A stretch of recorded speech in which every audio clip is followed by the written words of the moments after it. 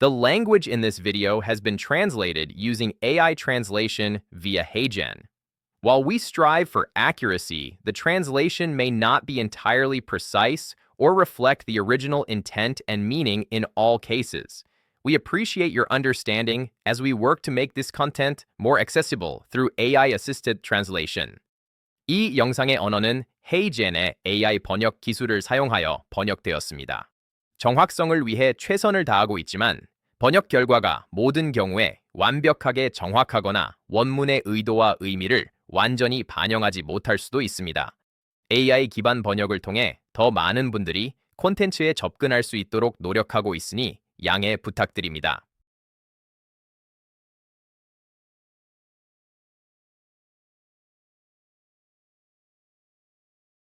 제 이름은 에릭 자모아입니다. 이 Admet Predictor 인터랙티브 튜토리얼의 Transporters 모듈에 함께 해주셔서 감사합니다. 참고로 저는 Admet Predictor 버전 12를 사용하고 있으며 이 녹화 시점에서 가장 최신 버전입니다. 오늘의 주제는 트랜스포터에 초점을 맞출 예정입니다. 그리고 연구의 일환으로 트랜스포터 모델을 어떻게 활용할 수 있는지에 대해 알아보겠습니다. 그래서 몇 장의 슬라이드로 시작한 후 곧바로 소프트웨어로 넘어가겠습니다. 첫 번째 질문은 사실 우리가 애초에 왜 트랜스포터에 관심을 가져야 하는가입니다. 실제로 트랜스포터와의 상호작용으로 인해 발생할 수 있는 중요한 효과들이 많이 있습니다. 구체적인 사례를 들어보자면 특정 화합물은 트랜스포터에 매우 중요한 억제제로 작용하게 되는 경우가 존재합니다. 또한 PGP나 다른 트랜스포터에 대한 유도 현상을 통하여 강력한 유도체로서의 역할로도 충분히 작용할 수 있습니다. 이러한 종류의 상호작용은 약물 농도와 반응의 변동성에 매우 광범위하고 커다란 영향을 끼치게 될 가능성이 높습니다. 즉, 트랜스포터와의 상호작용하는 과정에서는 어떤 경우에는 노출이 크게 증가할 수 있고 이와는 달리 다른 경우에는 해당 화합물에 대한 노출이 오히려 감소할 수도 있습니다. 만약 노출이 증가하게 되는 경우에는 잠재적인 독성이 함께 증가할 가능성이 있으며 반대로 노출이 감소하는 경우에는 현재 연구 중인 화합물의 효능이 눈에 띄게 떨어질 수 있다는 점입니다. 이러한 이유로 우리는 이 트랜스포터들에 대해 잘 파악하고 이를 적절하게 모델링할 수 있는지 확인하는 것이 매우 중요합니다. 두 번째 질문은 이러한 트랜스포터들이 어디에 존재하는가 하는 것입니다. 그리고 대부분의 트랜스포터, 적어도 우리가 관심을 가지는 것들은 어디에 있을까요? 약물 상호작용에 관여하는 트랜스포터들은 상피장벽, 예를 들어 장의 엔테로사이트, 간세포, 그리고 신장의 근위센 요관 세포에 발현되어 있습니다. 예를 들어 장상피, 세포 조직에서는 PGP를 쉽게 발견할 수 있습니다. 트랜스포터들인 BCRP와 PGP는 모두 배출 트랜스포터입니다. 간세포에서는 OATP1, B1, OATP1, B3, 그리고 OCT1을 발견할 수 있습니다.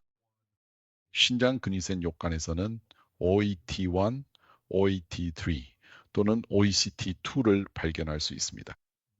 빨간색으로 강조된 트랜스포터들은 우리가 연구하고 엠닉 프릭터의 모델로 통합한 것들임을 참고하세요. 또한 아직 모델이 없는 많은 다른 트랜스포터들도 있다는 점을 유의하시기 바랍니다. 그리고 이러한 수용체들을 모델링할 때 우리가 직면하는 가장 큰 도전 과제는 첫 번째로 데이터를 찾아내는 것이며 또 다른 데이터를 찾아내는 것입니다. 견고한 모델을 구축할 수 있을 만큼 충분한 품질의 데이터를 찾는 것이 중요합니다.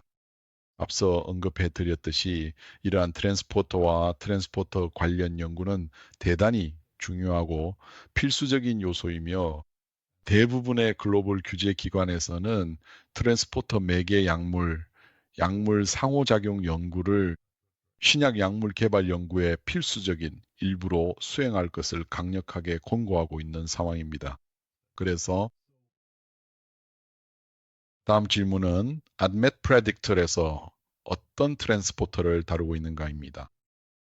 그래서 실제로 여러 종류의 트랜스포터가 있는데 저희가 제공하는 것은 총 24개로 ADMET Predictor 버전 12에서는 24개의 모델을 제공합니다.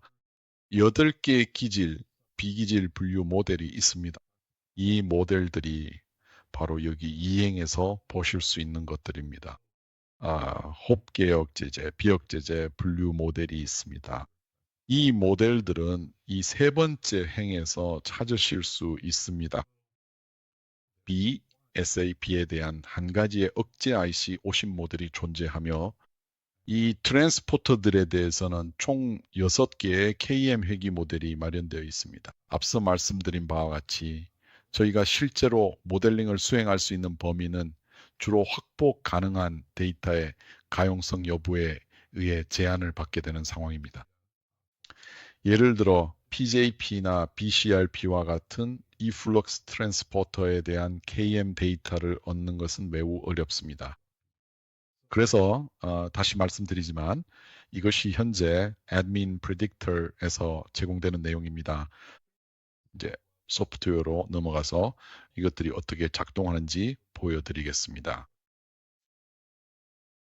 Admin Predictor의 Transporters 모듈에서 모델을 어떻게 사용하는지 예시를 통해 살펴보겠습니다. 그럼 시작해 보겠습니다. 여기서 Admin Predictor 세션을 열었고 이제 데이터를 불러올 건데 이 데이터는 Innamind Discovery 라이브러리의 일부입니다. 원래 데이터에는 약 10,000개의 화합물이 들어있습니다. 저는 그 중에서 2,000개만 줄여서 사용했습니다. 이 작은 연구를 진행하는 예시로 보여드리는 것입니다. 그래서 우리가 가장 먼저 할 일은 트랜스포터에 대한 속성을 계산하는 것인데 데이터 메뉴에서 admit 속성 계산을 선택하거나 여기 있는 admit properties 아이콘을 클릭하여 사용할 수 있습니다. 만약 transporters 모듈을 라이선스 받았다면 이 옵션을 바로 사용할 수 있습니다. 물론 계산할 수 있는 다른 여러 가지 속성들도 함께 포함되어 있습니다. 지금은 트랜스포터에만 집중할 것이기 때문에 다른 것들은 제외하겠습니다. 기본적으로 모든 항목이 선택되어 있지만 계산하고 싶은 항목만 맞춤 설정할 수도 있습니다. 예를 들어 특정 항목을 제외하고 싶다면 선택해서 뺄 수도 있고 아니면 모두 포함할 수도 있습니다. 지금은 실제로 모든 항목을 계산해 보겠습니다. 그럼 이제 속성들을 계산해 보겠습니다. 이 과정은 매우 신속하고 효율적으로 진행되며 소프트웨어가 곧바로 트랜스포터에 대한 실시간 예측 값을 산출하여 사용자에게 보여줍니다. 만약 다른 속성들도 계산했지만 트랜스포터만 보고 싶다면 여기 있는 트랜스포터 탭을 사용할 수 있습니다. 이렇게 하면 트랜스포터 모델이 방대한 데이터 속에 묻히지 않도록 방지할 수 있게 됩니다. 여기에서 일반적으로 대부분의 모델이 분류 모델이며 특정 예측 결과를 제공한다는 점에 특별히 주목해 주시기 바랍니다. 그래서 분류 모델이기 때문에 예아니오로 결과를 보여줍니다. 예를 들어 BCRP의 경우 여기에서 예측 결과가 또는 아니오로 표시되고 괄호 안에는 예측에 대한 신뢰도가 나타납니다. 여기 보세요. 화면 상단에 있는 각 열의 이름 위에 마우스 커서를 살짝 올리면 툴팁이 나타나는데 여기에서도 엔드포인트에 대한 여러 가지 간단한 정보들을 상세하게 확인해 보실 수 있습니다. 이러한 분류 모델들은 ANN이, 즉 인공신경망 앙상블 모델들인데 여기 괄호 안에 표시되어 있는 신뢰도는 앙상블 내에서의 합의 정도와 밀접하게 관련되어 있습니다. 일반적으로 이 앙상블에는 총 33명의 멤버가 포함되어 있으며 각 멤버가 한 표씩 공정하게 투표를 진행합니다. 따라서 앙상블 모델이 매우 높은 합의로 투표하게 되면 결과에 대한 신뢰도가 훨씬 높아지며 예를 들어서 여기 98%와 같이 표시됩니다. 하지만 투표 구성원 간의 합의가 낮고 의견이 분분하게 갈리면 전체적인 신뢰도는 더욱 낮아지게 됩니다. 예를 들어 여기에서는 신뢰도가 겨우 60%에 불과합니다. 60% 미만의 신뢰도는 신뢰하기 어렵기 때문에 이런 경우에는 해당 엔드포인트에 대해 실험을 진행하는 것이 더 바람직할 수 있습니다. 여기 이 그래프에서 예를 들어 다양한 구간을 시각화할 수 있습니다. 어떤 특정한 화합물이 PGP 기질인지 아닌지를 명확하게 판별해낼 수 있습니다. 구체적인 예를 들어서 이 구간을 직접 선택해 각 구간에 속해 있는 화합물의 수를 상세하게 확인하는 것이 가능합니다. 이건 꽤 간단합니다. 그리고 차트도 얻을 수 있습니다. 예측의 신뢰도와 관련된 차트입니다. 여기서 신뢰도는 컨프에 상세하게 표시되어 있는 수치입니다. 예를 들어 PGP 억제제 모델과 PGP 기질 모델의 신뢰도를 직접 확인해 보고자 하시는 경우에는 해당하는 항목들을 각각 선택해 주시면 됩니다. 이렇게 하면 이 모델과 PGP 기질에 대한 conf 값을 볼 수 있습니다. 그리고 그냥 확인을 누르면 됩니다. 이렇게 하면 두 모델에서 신뢰도가 낮은 예측과 높은 예측이 어디에 위치하는지 일종의 지도로 보여줍니다. 선호되는 영역은 분명히 오른쪽 상단 구석으로 두 모델 모두에서 신뢰도가 높은 부분입니다. 다시 말해 우리가 PGP 기질 모델과 PGP 억제제 모델에 특히 관심이 있다면 그렇습니다. 알겠습니다.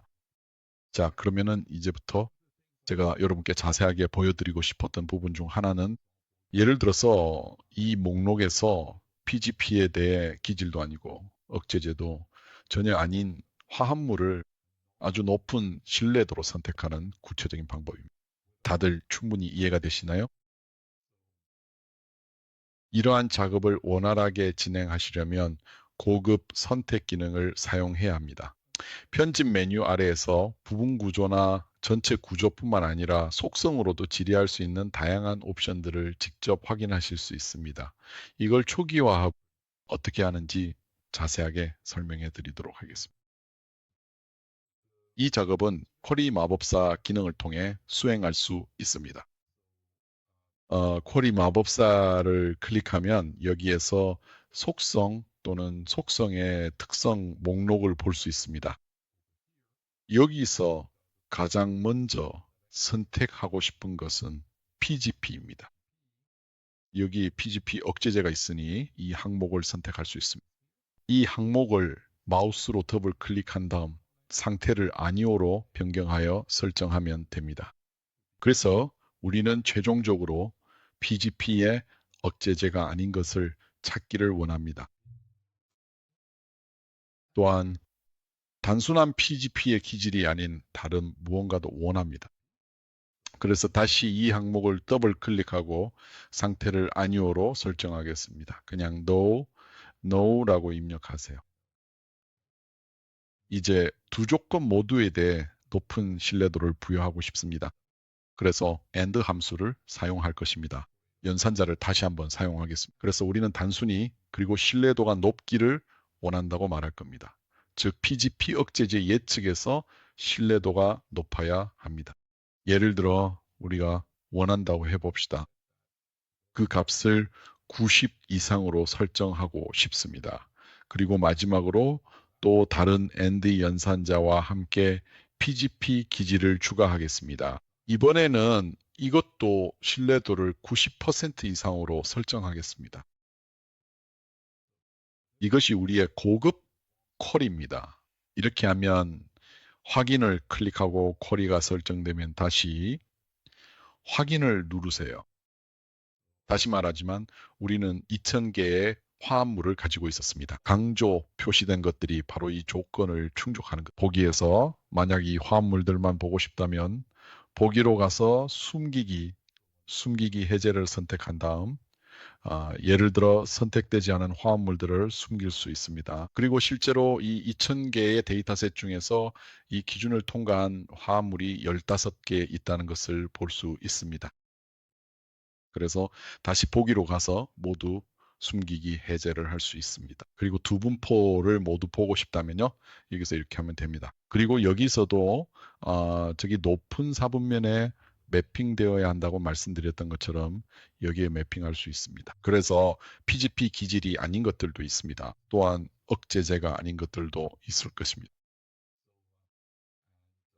그리고 다시 두 가지 모두를 시각화하려면 숨기기로 돌아가서 선택하면 됩니다. 그리고 이들이 모두 억제제도 아니고 기질도 아니라는 것을 높은 신뢰도로 확인할 수 있습니다. 그래서 다시 말씀드리지만 이런 식으로 이러한 선택을 할 수 있습니다. 한 가지 더 말씀드리고 싶은 점이 있는데요. 전체 보기로 다시 돌아가 보겠습니다. 제가 말씀드리고 싶었던 한 가지는 BSEP 모델의 사용에 관한 것입니다. 실제로 두 가지 모델이 있습니다. BSEP는 담즙산염 수출 펌프, Bile Salt Export 펌프를 의미합니다. 이 모델은 화합물이 BSEP에 의해 수송되는 기질인 토로클로레이트를 억제할 가능성이 있는지 예측합니다. BSEP 모델은 두 가지가 있습니다. 바로 분류 모델과 회귀 모델입니다. 그리고 제가 말씀드리고 싶은 것은 이 두 가지 모델을 함께 그리고 반드시 함께 사용해야 한다는 점입니다.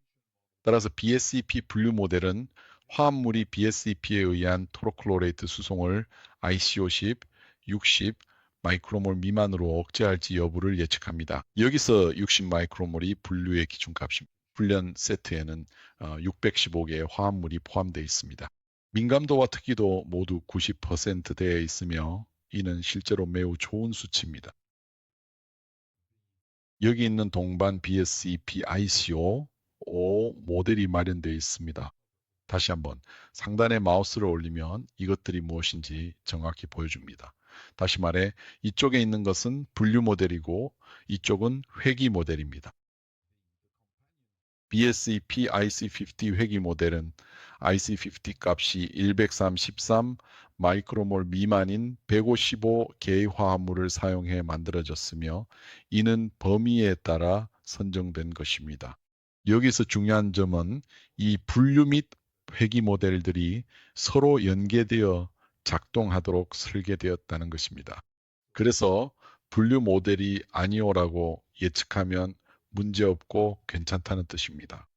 만약 예라고 예측한다면 오른쪽 열을 확인해서 IC50 모델이 무엇을 예측하는지 보는 것이 합리적입니다.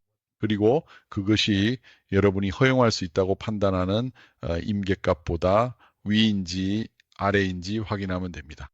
그래서 실제로 만약 여러분이 독성 모듈을 사용하는 사용자라면 심장 독성을 위한 HRG 모델에서도 이와 비슷한 상황이 있습니다. 여기서도 두 개의 모델이 서로 연계되어 작동합니다. 다시 한번 이것이 여러분이 트랜스포터를 어떻게 활용할 수 있는지에 대해 꽤 잘 이해할 수 있도록 도움이 되었기를 바랍니다. 그리고 만약 이 모델들에 대해 추가로 궁금한 점이 있다면 언제든지 저희에게 문의해 주세요. 시청해 주셔서 정말 감사드리며 좋은 하루 보내시길 바랍니다.